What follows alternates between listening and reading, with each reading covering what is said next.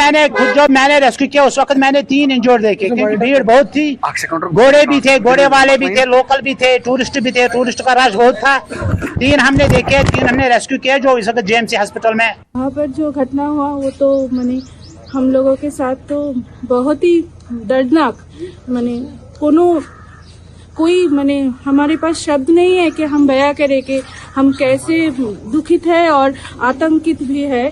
तो हमारे और 2 दिन थे कश्मीर में रहने के लिए, तो हम लोग अपना सब टूर कैंसिल करके अब अभी जा रहे हैं जम्मू जाकर हम रहेंगे। लेकिन ये जो घटना है ये कश्मीर के टूरिज्म के लिए बहुत ही अच्छा नहीं है अभी, क्योंकि बहुत सारे लोग आ रहे थे कश्मीर में टूरिज्म के लिए, तो ये तो बहुत ही बुरा हुआ।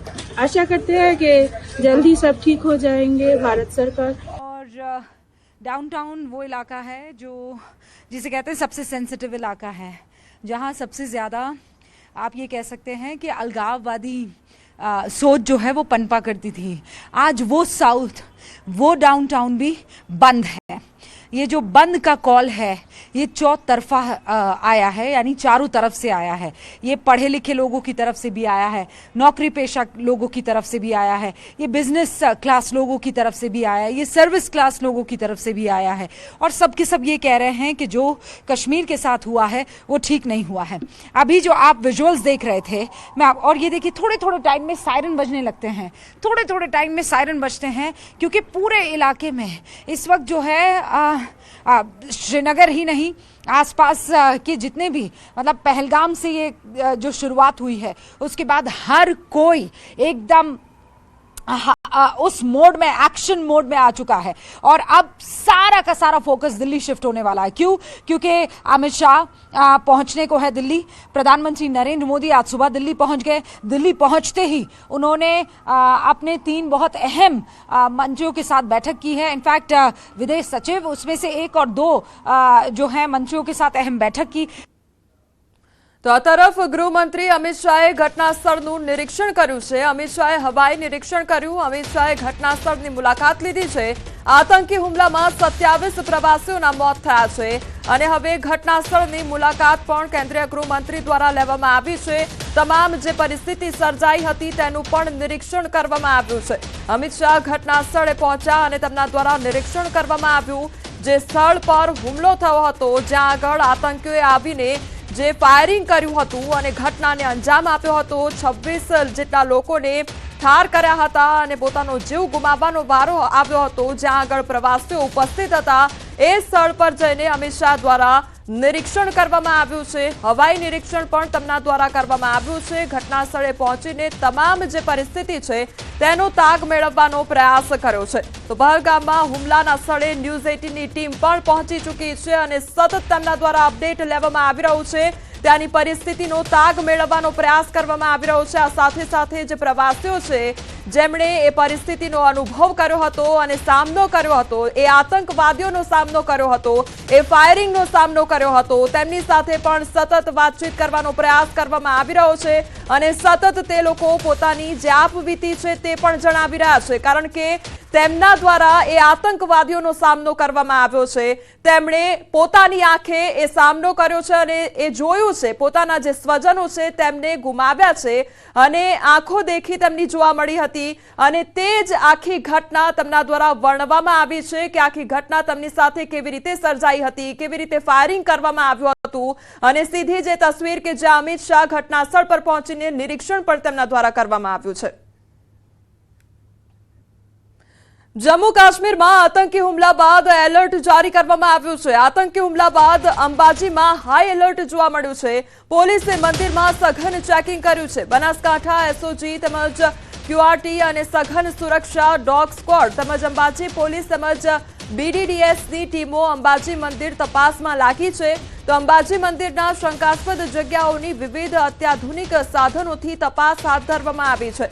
तो जे हुमलो थयो जम्मू काश्मीर में तेने लईने हवे एलर्ट जारी करवामां आव्युं छे अने अंबाजी मंदिर में सतत जे तपास छे ते पण करवामां आवी रही छे।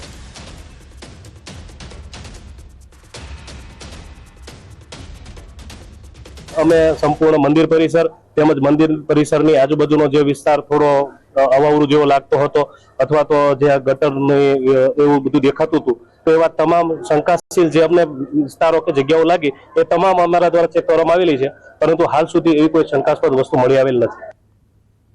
આ તરફ કચ્છના સરહદી વિસ્તારોમાં પણ ચેકિંગ હાથ ધરવામાં આવ્યું છે. બોર્ડર વિસ્તારોમાં ચેકિંગ હાથ ધરાયું તો પશ્ચિમ કચ્છ પોલીસ દ્વારા બોર્ડર વિસ્તારમાં ચેકિંગ હાથ ધરવામાં આવ્યું છે. રાજ્યની સરહદીય વિસ્તારની સુરક્ષા અને આંતરિક સુરક્ષાને ધ્યાને રાખી આજે કચ્છ પોલીસ દ્વારા ચેકિંગ હાથ ધરવામાં આવ્યું છે. પશ્ચિમ કચ્છ પોલીસ દ્વારા ખાવડા સીમામાં આવતા જતા વાહનોની ચુસ્તપણે ચેકિંગ હાથ ધરવામાં આવી રહ્યું છે. તો આ તરફ કચ્છના દ્રશ્યો કે જ્યાં સતત ચેકિંગ હાથ ધરવામાં આવી રહ્યું છે. સંવાદદાતા મેહુલ અમારી સાથે જોડાઈ ગયા છે. મેહુલ, કચ્છની જે બોર્ડર વિસ્તાર છે ત્યાં આગળ પણ હવે સતત પેટ્રોલિંગ અને ચેકિંગ કરવામાં આવી રહ્યું છે. શું અપડેટ તેને લઈને કયા પ્રકારની હાલ પરિસ્થિતિ છે? જી, ચોક્કસથી વાત કરીએ તો કચ્છમાં સરહદી વિસ્તારમાં ચેકિંગ હાલ છે તે હાથ ધરવામાં આવ્યું છે. પશ્ચિમ કચ્છ પોલીસ દ્વારા જે બોર્ડર વિસ્તાર આવેલો છે ત્યાં પાસે હાલ ચેકિંગ છે તે હાથ ધરવામાં આવ્યું છે. રાજ્યની સરહદી જે વિસ્તારની સુરક્ષાને ધ્યાને લઈને આ ચેકિંગ છે તે હાથ ધરવામાં આવ્યું છે. સાથે જ સરહદી વિસ્તારના લોકોને પણ પોલીસ દ્વારા અપીલ કરવામાં આવી છે કે કોઈ પણ સંદિગ્ધ પ્રવૃત્તિઓ ધ્યાને આવે તો તરત જ પોલીસનું ધ્યાન દોરે તેવી અપીલ પણ કરવામાં આવી છે. જી મેહુલ, સમગ્ર માહિતી બદલ આપનો આભાર.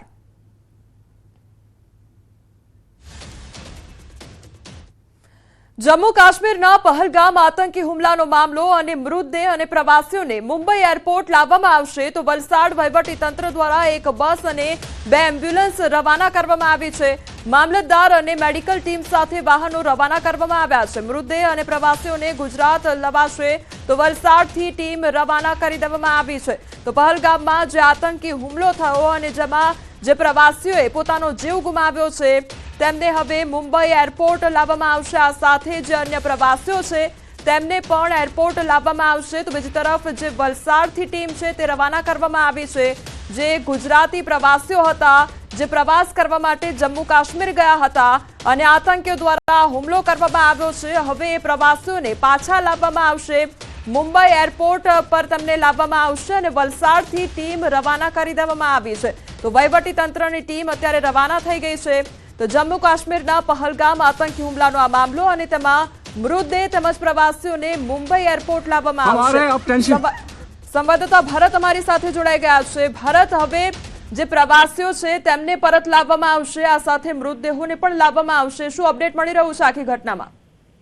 બિલકુલ કોમલ, વલસાડ જિલ્લાને અડીને આવેલા મહારાષ્ટ્રના મુંબઈ છે ત્યાં એરપોર્ટ પર આ ગુજરાતના જે આતંકવાદી હુમલામાં જે માર્યા ગયા છે તે મૃતકોના મૃતદેહને અહીંયા લાવવામાં આવી રહ્યા છે. એક મૃતદેહ છે સુરતનો છે. આથી અહીંયાથી વલસાડથી એક ટીમ રવાના કરવામાં આવી છે જેમાં 2 એમ્બ્યુલન્સ અને એક બસની સાથે પોલીસ અને વહીવટીતંત્રના અધિકારીઓની ટીમ પણ આ કાફલામાં જોડાઈ છે. ને અહીંયાથી આ ટીમ છે મુંબઈ જશે ને ત્યાંથી જે મૃતક છે સુરતના તેમને અહીંયા આગળ વાહન માર્ગે અહીંયા આગળ છે સુરત લાવવામાં આવશે. આના માટે વલસાડ જિલ્લા વહીવટી તંત્ર દ્વારા છે અહીંયા આગળથી પૂરી તૈયારી સાથેની ટીમ મોકલવામાં આવી છે અને અહીંયા આગળ જે રીતે ત્યાં આગળ આતંકવાદી હુમલામાં જે મૃતક છે એ અને સાથે જ તેમની સાથેના અન્ય પ્રવાસીઓ હોય કે જે ઈજાગ્રસ્ત હોય તેમને અહીંયા આગળ સુરત લાવવા માટે અહીંયા આગળ ગુજરાતમાં લાવવા માટે અત્યારે ટીમો રવાના થઈ ગઈ છે.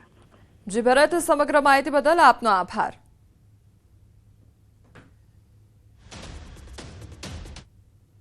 આ તરફ પ્રદેશ કોંગ્રેસ પ્રમુખ શક્તિસિંહ ગોહિલે સોશિયલ મીડિયા પર પોસ્ટ શેર કરી છે અને સુરતના શૈલેષભાઈ કળથિયાનું આ હુમલામાં મોત થયું હતું તેઓના પરિવારજનો સાથે મુલાકાત કરીને સાંત્વના પાઠવી છે અને સાથે જ પાર્થિવ દેહને વતન મોકલવા અંગે પ્રશાસન સાથે ચર્ચા પણ